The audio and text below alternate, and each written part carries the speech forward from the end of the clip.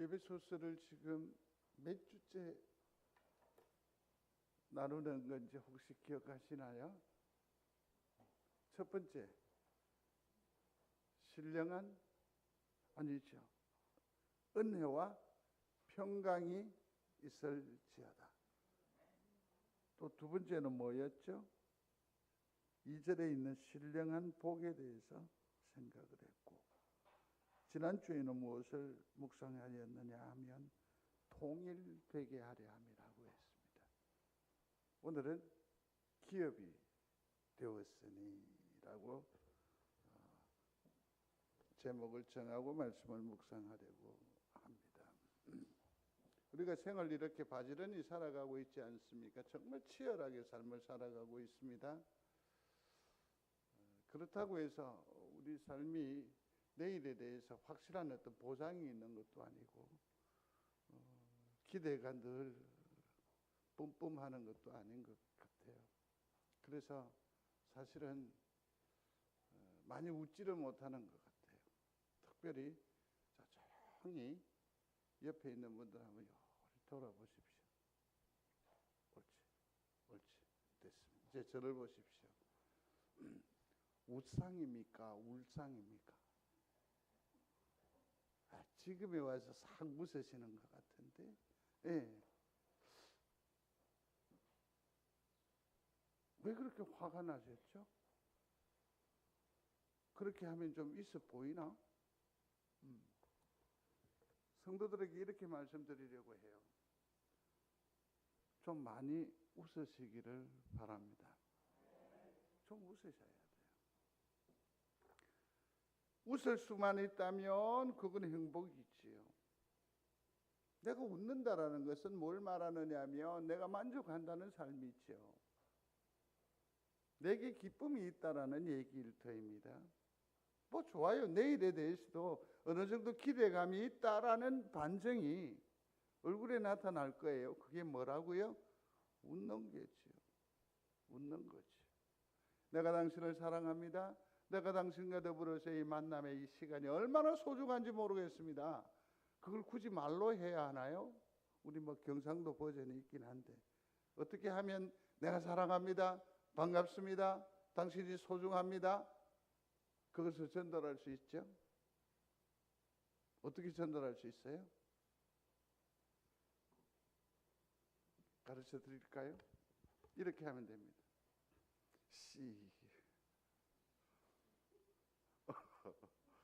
박 집사님 왜 그래요? 웃어주십시오. 내 표정으로 이미 그를 보듬는 거 아닙니까? 환영하는 것 아니냐고요. 자, 이제 얼굴에 그 표정을 좀 새롭게 해서 한번 돌아보시면서 건강해 주셔서 감사합니다.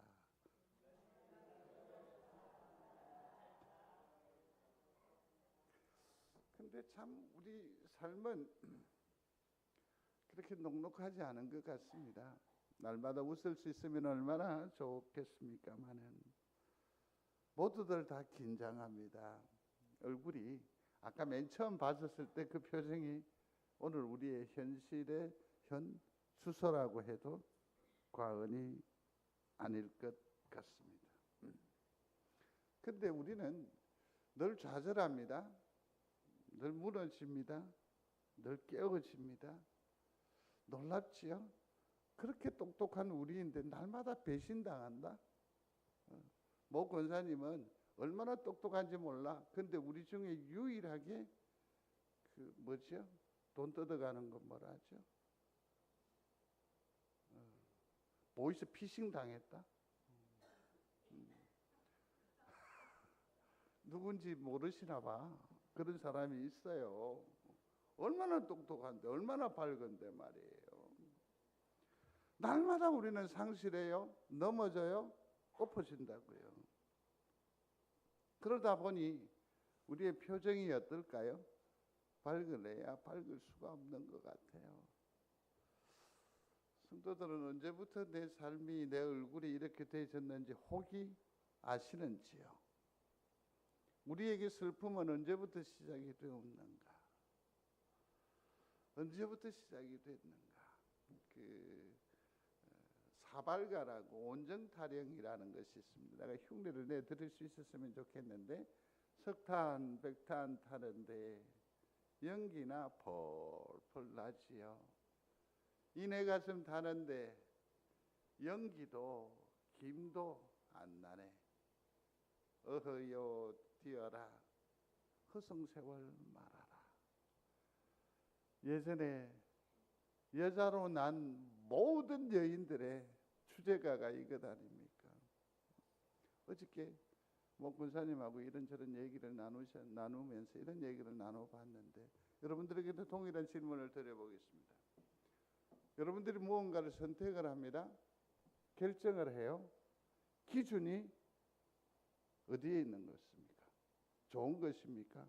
이쁜 것입니까? 큰 것입니까? 아니면 아기자기한 것입니까? 그것을 떠나서 내가 덥석 짚습니까? 아니지요. 기준이 누구예요? 서방님이라니까. 기준이 누구야? 우리 아이들이에요. 내 입의 당근은 거의 결정하지 못해서 누구 기준으로 지금까지 살아왔어요? 솔직히 말해보세요. 이게 오늘날 우리의 삶의 현주소라고요. 현주소. 사랑하는 성도 여러분, 주 안에서 많이 웃으시게 되기를 주의 이름으로 축복합니다. 축복합니다. 그러면 성경에서는 또 혹은 하나님의 사람 선지자라고 하지 않습니까? 하나님의 사람이 가장 슬퍼할 때는 그러면 언제였었을까? 성경을 주목해서 살펴보니까 한 예를 들면 에스겔서 10장에 보면 하나님의 영광이 성소에 있었어. 그러다가 창문 틈에 잠시 앉으셨다가 성전 밖으로 휙하니 나가다가 저기 동편 언덕 너머로 휙 날아가 버려요. 하나님의 하나님의 영광이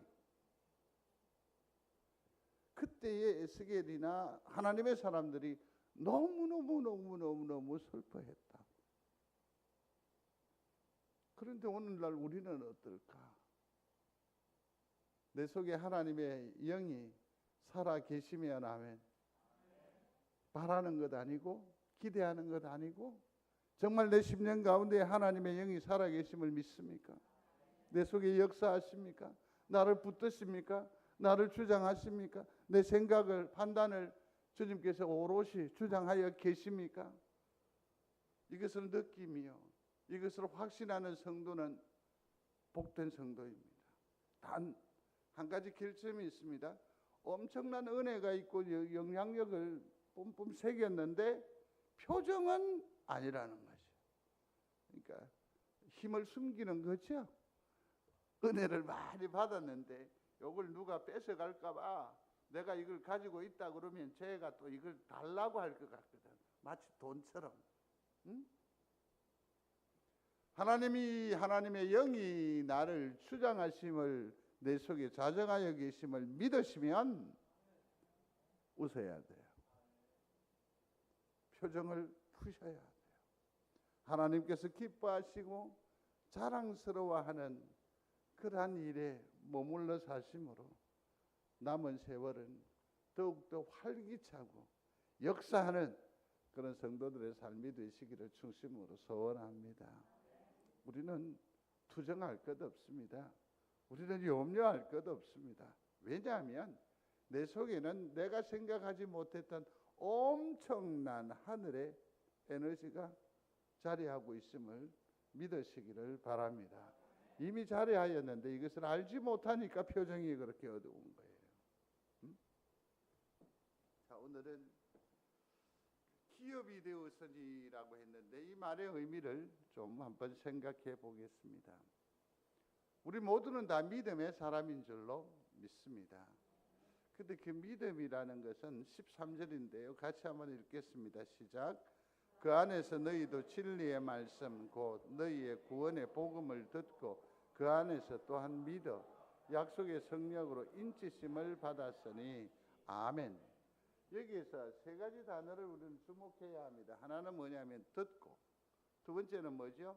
믿어, 세 번째는 인치웠다라는 이 말입니다. 사실은 이것은 믿음은 이제 살필 거예요. 말씀이에요. 그죠? 그 말씀을 뭐 하죠? 내가 들었어요. 그것을 믿는 거예요. 그러면 뭐가 우리에게 인정을 한다는 거죠. 이게 바로 믿음이에요. 자, 그러면 먼저 듣는 거에 대해서 한번 얘기를 한번 나눠볼 필요가 있는데, 듣고 믿고 인친다고 했는데 인침은 도장이라고 했습니다. 자, 그러면 여기서 한번 더 주목해 보겠습니다. 믿음은 어디에서부터 난다? 믿음은 들음에서 납니다. 로마서 10장 17절의 말씀입니다. 같이 읽겠습니다. 그러므로 믿음은 들음에서 나며 들음은 그리스도의 말씀으로 말미암았느니라. 아멘. 듣는 것이 정말 중요합니다. 듣는 것이 너무너무 소중합니다. 믿음은 들음에서 나며 들음은 그리스도의 말씀으로 말미암았느니라 라고 했습니다. 그러니 믿음이라고 하는 것은 하나님의 말씀, 그리스도의 말씀, 진리의 말씀, 구원의 복음을 듣는 데서부터 시작하는 것임을 성경은 명명백백하게 우리에게 가르쳐주고 있습니다. 듣지 아니하면 어떻게 믿음이 생길 수 있으며 믿음이 자랄 수 있겠습니까? 그러니 이 듣는 일에 무척 많은 애씀이 필요한 줄로 믿습니다. 여기에 한 걸음 더 나아가야 돼요. 그게 뭐냐면 이 하나님의 말씀은 캐리그마라고 하는데 북소리에서 연유한 말입니다. 북을 친다라고 하는 것은 큰 일의 시작이거나 어떤 위대한 일을 드러낼 때에 북을 쳐서 시발점을 알리는 거거든요. 그런 의미로 봐서 이 하나님의 말씀은 매우 진중하게 들어야 합니다. 무거운 것입니다. 결정적인 겁니다. 캐리그만. 이 말씀을 그대로 받는 거죠. 사도행전 10장 33절입니다. 같이 해봅니다. 내가 곧 당신에게 사람을 보내었는데 오셨으니 잘하였나이다. 이제 우리는 주께서 당신에게 명하신 모든 것을 듣고자 하여 다 하나님 앞에 있나이다. 아멘. 말씀이 울려져요. 사실은 우리의 일상사 삶을 보면 여러분들 가정에도 TV를 보면 요즘은 거의 다 케이블 TV로 다 시청을 하죠. KBS나 뭐 여기 수신료로 하는 사람들이 별로 없잖아요. 거의 다 케이블이 다. 거기에 보면 복음에 관한 채널이 참 많아요. 그죠? 참 많아요. 참 많아요. 다 들어요. 들을 수 있어서 얼마나 좋아요. 말씀의 홍수라고 할 수 있을 겁니다. 목회자들도 얼마나 다양하게 있던가요? 그래서 어떤 의미로 봐서 내가 입맛대로 채널을 선택할 수 있으니 얼마나 복된 말씀의 홍수 시대에 우리는 살아간다라고 해도 과언이 아닐 것입니다. 중요한 것은 어느 채널이냐 하는 것이 중요한 것이 아니라 그 말씀이 내게로 왔었을 때에 이게 믿음으로 작동을 하려면 거기에는 반드시 필요한 것이 있습니다. 그게 뭐냐면 그 말씀에 동의가 필요합니다. 따라하십시오. 동의가 있어야 됩니다. 다르게 좀 더 쉽게 표현을 하면 순종할 마음이 닿을 때에 비로소 그 말씀은 믿음으로 자리하게 되고 성숙한 믿음이 되고 자라게 되는 것이죠. 수없는 말씀을 듣지만 그 말씀이 내 삶의 자락에서 구현되지 않으면, 실천되지 않으면, 드러나지 않으면 의미가 없죠. 내 머릿속에는 지식이. 아니요, 신앙은 머리가 아니라 가슴이에요. 신앙은 뭐다? 가슴이에요.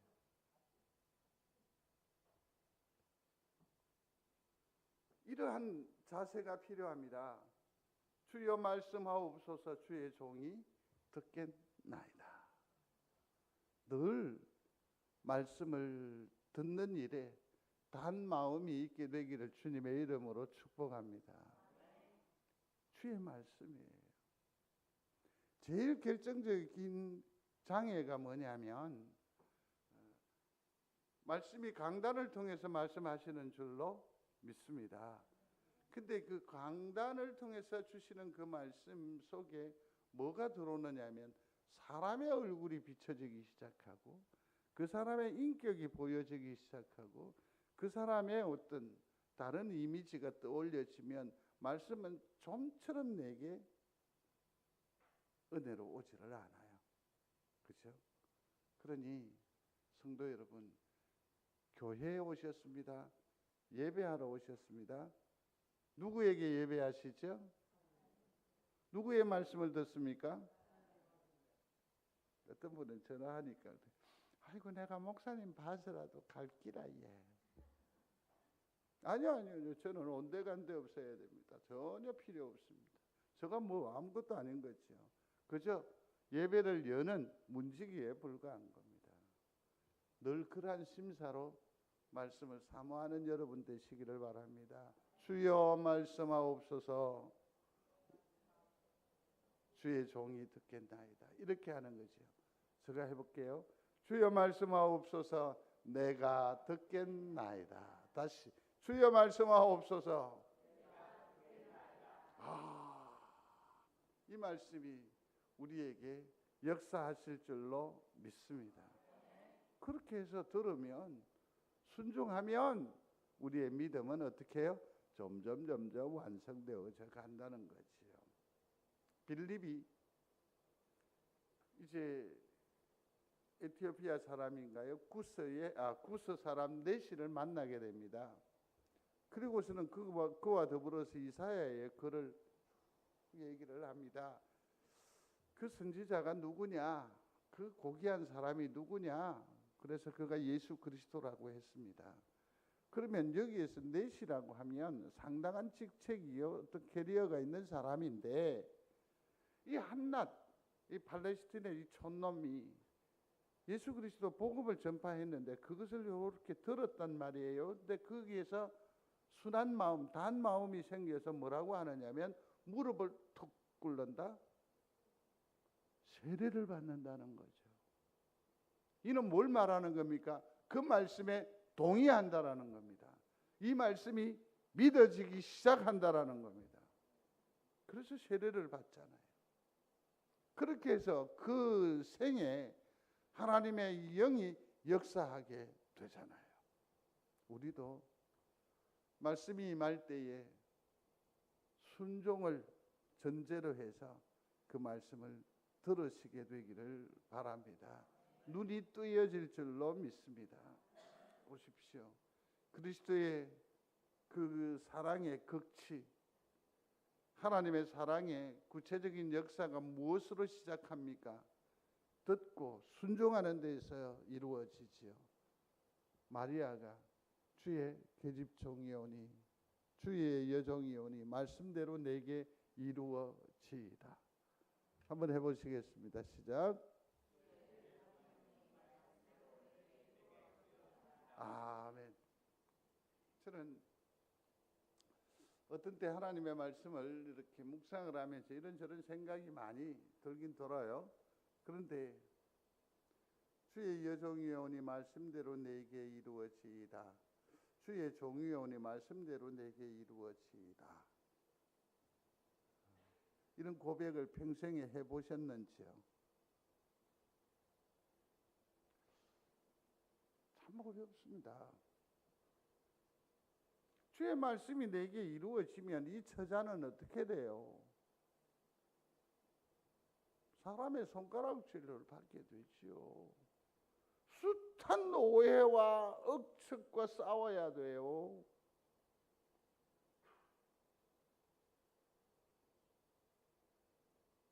그것을 어떻게 감당하려고? 말씀대로 내게 이루어지리다. 응? 사랑하는 성도 여러분, 말씀은 의미로운 것입니다. 명령입니다. 그럼에도 불구하고 순종을 각오하시고 아멘 함으로 하나님의 기쁨이 되는 은혜가 있게 되기를 충심으로 소원합니다. 소원합니다.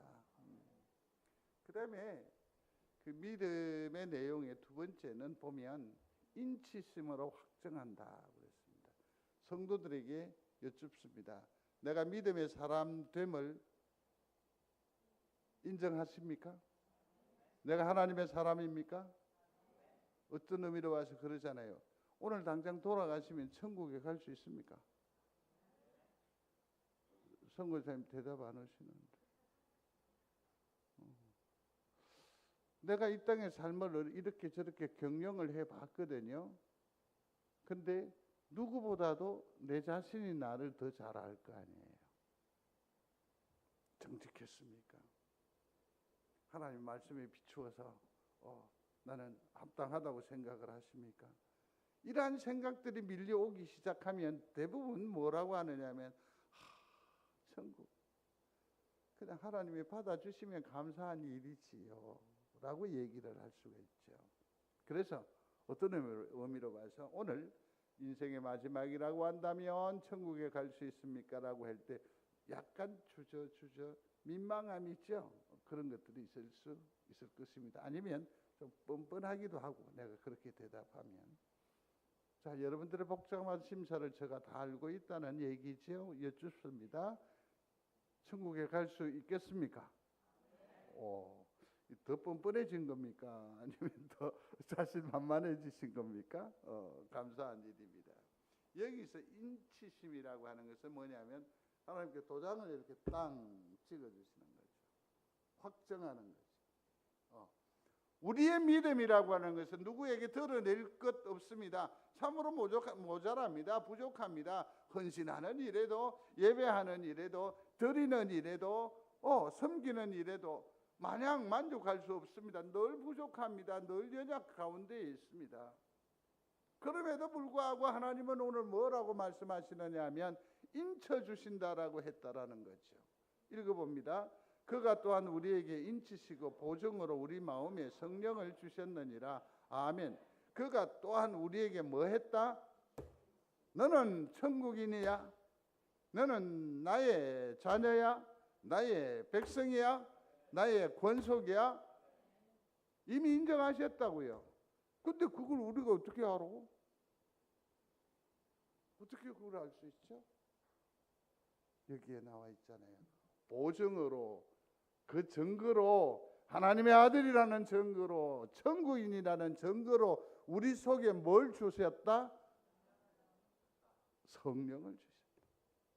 믿는 여러분들이 되시기를 바랍니다. 성령을 주옵소서, 성령을 주옵소서, 성령을 주옵소서가 아니라 내가 예수 그리스도를 주로 시인한 그 순간 우리 심령 가운데에서는 성령께서 톡하니 주인으로 자정하여 계심을 믿는 믿음의 사람이 되시기를 바랍니다.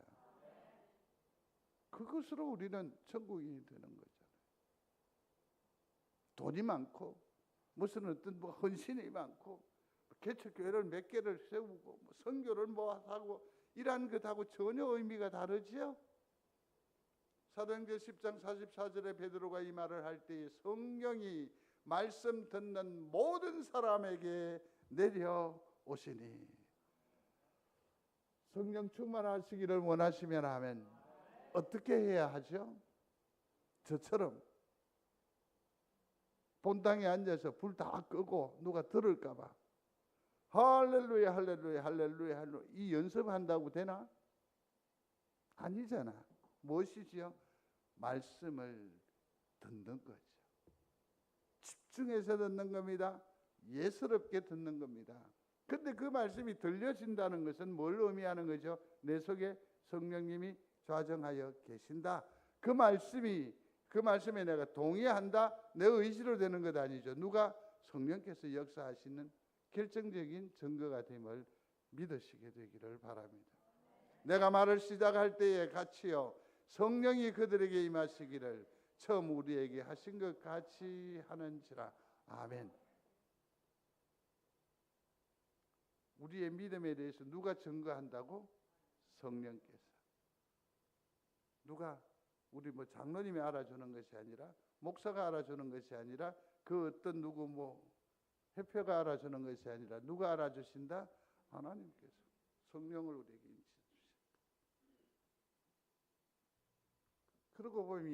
그러고 보면 우리가 이 땅의 삶을 나름대로 의미 있게 살아갈 수 있을 것 같아요. 믿음의 상급이 있습니다. 11절에 같이 읽겠습니다. 모든 일을 그의 뜻에 결정하신 이의 계획을 따라 우리가 예정을 입어 그 안에서 기업이 되었으니. 믿어지는 것이 은혜입니다. 복입니다. 상급입니다. 근데 여기 하나님이 뭘 더하셨냐 하면 기업이 되었다라고 했습니다. 기업. 하나님이 우리의 기업이 되셨다고. 그러면 이 기업이라는 것이 뭐냐면 한마디로 말해서 땅입니다. 소리하겠습니다. 땅. 그래서 왜 예수 믿는 그 돈 많은 권사님들이 땅에 투자를 그리 많이 하는 것 같더라고. 뭐 적은 평수에 갔는데 하나님께서 뭐 은혜를 주셔서 뭐 몇 평짜리로 갔다 하고. 지난번에 장로님 한번 청해서 들었죠. 김모 장로님 그 아파트가 24억이라고 하고, 우리가 아무것도 안 놀래니까 안 놀랜다고 또 투정을 벌이고. 그래서 예수 잘 믿는 사람은 뭐죠? 부동산의 대가 누구? 하나님께 배워라서 쓸데없는 아주 쓰레기 같은 소리가 우리를 힘들게 하는데, 그럼에도 불구하고 성경에서 말하는 기업은 뭡니까? 땅입니다. 젖과 꿀이 흐르는 가나안 땅. 모든 언약, 모든 약속이 뭡니까? 젖과 꿀이 흐르는 가나안 땅. 약속하시고 600년 이후에 성취하셨습니다. 그러나 늘 하나님은 우리에게 어떤 사물이라든지 이 현상 너머에 역사하시는 하나님이심을 믿습니다. 그래서 여기서 말하는 것은 뭘 말하느냐 하면 땅이 아니라, 팔레스틴이 아니라 뭡니까? 지금도 중동에 얼마나 어려움이 많이 있습니까? 그죠? 자, 여러분, 그 땅을 우리가 완전한 기업으로 얻자면 나중에 우리는 어디로 가야 돼요? 가야 돼요? 이내 교회가 그 여행을 위해서 돈을 많이 모았는데 못 간대. 왜? 성지순례를 가려고 했는데 거기 전쟁이 일어나서 못 간다고. 근데 우리가 거기가 약속의 땅이고 복이라고 기업이라고 한다면 우리가 거기 가야 안 쓰겠습니까? 예? 그러니까 이 사물 현상에 너무 의미가 있음을 아시는, 깨닫는 여러분들이 되시기를 바랍니다. 그렇죠. 여기서 보면 뭐라고 말하느냐면 이방 나라를 내 유업으로 내 소유가 되게 해주신다고 하셨는데, 여기서 말하는 것은 뭐냐면 땅, 이것 넘어 있어요. 그게 뭐냐면 하나님의 나라를 우리에게 기업으로 주신다. 그래서 아까 되물었죠. 이제 다시 물어요. 하나님, 오늘 내가 어떤 어려움을 당해서 소천한다 손치더라도 천국에 갈 수 있다 없다? 믿습니까? 여기서 나와 있잖아. 하나님의 땅, 하나님의 나라를 우리에게 주신다고.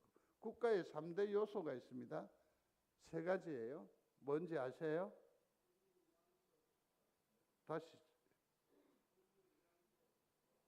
다시는 그런데 마음 뺏기지 마세요.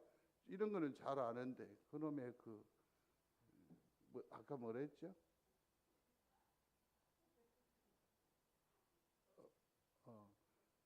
그런데 마음 뺏기고. 첫 번째로 뭐라고요? 주권이에요. 두 번째로 뭐죠? 영토가 필요해요. 세 번째로 뭡니까? 백성이 필요해요. 하나님의 나라에 주권자는 누구 있습니까?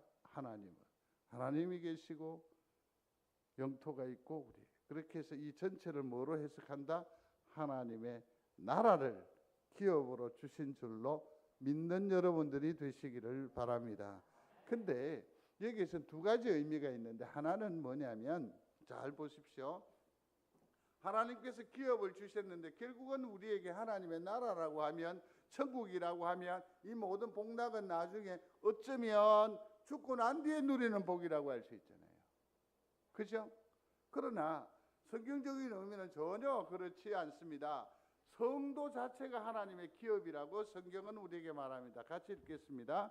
여호와가 나의 산업과 자네 소득이 되어 나의 분깃을 지키심으로 나의 땅은 아름다운 곳이 됩니다.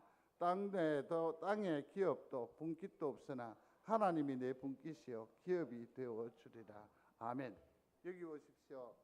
기업이 된다라고 했습니다. 그런데 이건 뭐냐면, 하나님께서 누구의 기업, 우리가 누구의 기업이 된다? 하나님의 기업, 경영이 된다라는 거죠. 그러면 하나님께서 우리를 주장하시고 다스리시고 친히 운행하여 계시니까 우리가 이 땅 위의 삶에 있어서도 의기양양할 수 있게 하여 주신다. 믿는 여러분들이 되시기를 바랍니다. 레위 사람들은 기업, 땅을 받지 않았습니다. 그런데 하나님께서 어떻게 위로하십니까? 땅에는 기업도 없고 분깃도 없다 너에게는. 그러나 하나님이 내 분깃이요 내 기업이 되어 주겠다고. 하나님께서 내 땅이고 하나님께서 내 다스리심이고 하나님께서 내 주장이 되어 주신다고. 모든 12지파 가운데서 레위 자손이 가장 큰 복을 받은 줄로 믿습니다. 하나님이 나를.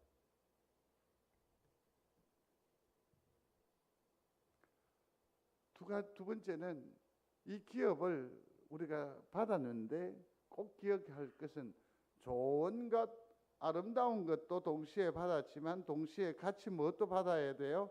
고난도 함께 받아야 한다. 그래서 이 땅에 우리가 발딛고 삶을 사는 거죠. 그러므로 사랑하는 성도 여러분, 오늘의 메시지의 결론은 단순합니다. 하나님께서 우리를 기업으로 삼아 주셨습니다. 당신 것으로 삼아 주셨습니다.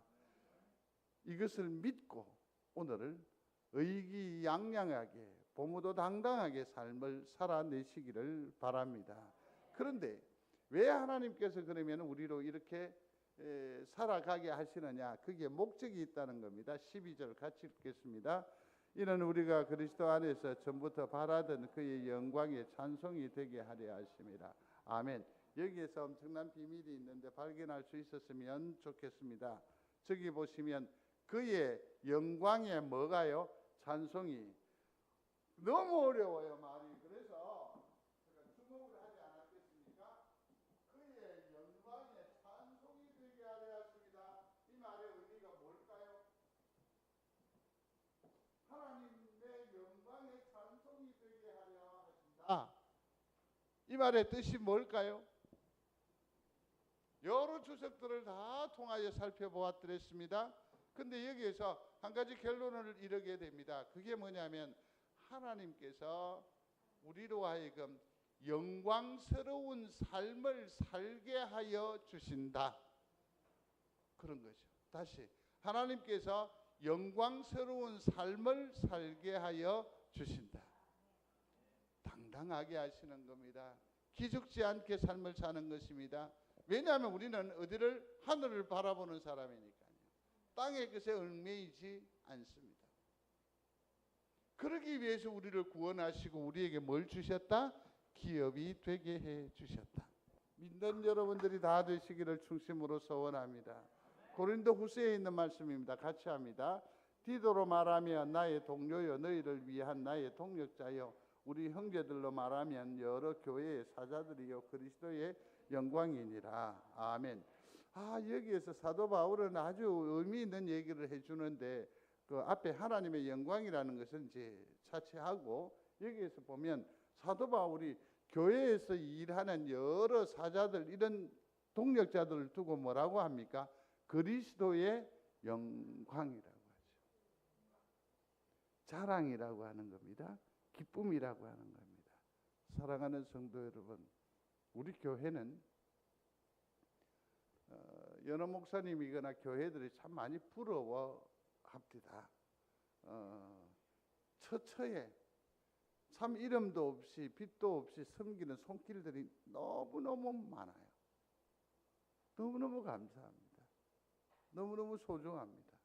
그런데 성경은 그 사랑의 헌신과 수고로움을 뭐라고 하느냐 하면 그리스도의 기쁨이라고, 그리스도의 자랑이라고 말합니다. 이것이 사랑의 수고를 감당하는 모든 성도들에게 큰 위로가 되기를 중심으로 소원합니다. 우리가 뭐 누구 사람 보자고 한 것 아니잖아요. 사람의 명성을 얻고자 하는 것이 아니죠.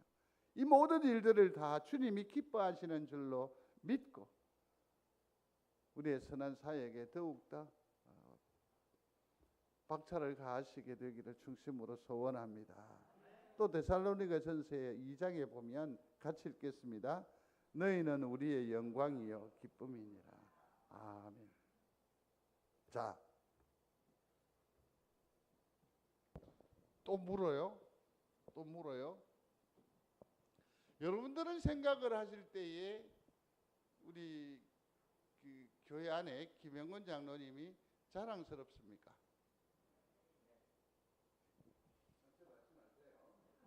무슨 말인지 잘 몰라서 소리가 작은 거거든요. 바꿔볼게요. 황 목사가 자랑스럽습니까? 상처받지 마세요. 다시 물을게요. 김 장로님이 자랑스럽습니까? 아, 그렇죠. 사도 바울이 성도들을 향하여 뭐라고 하느냐면 나의 영광이요 기쁨이다 라고 했어요. 하나님의 기업이 되었습니다. 그러면 우리는 어떻게 해요? 하나님께 기쁨이 되고 그리스도의 자랑이 되고 하나님의 종의 위로가 되게 하기 위해서 구원하시고 기업을 허락해 주신 줄로 믿습니다. 생각하면 생각할수록 떠올려지는 그리스도의 영광, 성도가 되시기를 중심으로 소원합니다. 와, 그러면 얼마나 멋질까요? 그래서 하나님 아버지의 노래가 되고 자랑이 되고 기쁨이 되시기를 거듭 주의 이름으로 축복합니다. 그리스도의 아픈 손이고 또 가슴 지리는 여인이고 아련한 그런 사랑바지가 바로 우리 성도가 되심을 믿으시며 위로받으며 남은 세월을 더욱더 보무도 당당하게 살아내시기를 중심으로 소원합니다. 위에 큰 글자들을 한번 읽겠습니다. 하나님의 영광, 그리스도의 영광, 하나님의 종의 영광이 되어라. 이렇게 해야 돼요. 하나님의 영광, 하나님 자랑이죠. 그 다음에 또 옆을 향해서 뭐라고 해야 돼요? 그리스도의 영광이시고요. 또 하나님 종의 영광이 되어라. 저거는 제가 얘기를 할 거니까 어떻게 할까요? 시작. 하나님의 영광, 그리스도의 영광. 마지막으로 제가 할 건데 저는 목매이도 여러분들이 자랑스럽습니다. 자랑스럽습니다. 그리하여 목자장이 나타나실 때에 시들지 아니하는 영광의 관을 얻으리라. 그렇게 우리가 기쁨이 되고 즐거움이 되어서 서로를 존중하고 배려하고 섬겨 살면 영광의 관을 우리에게 더하여 주신다라고 했습니다.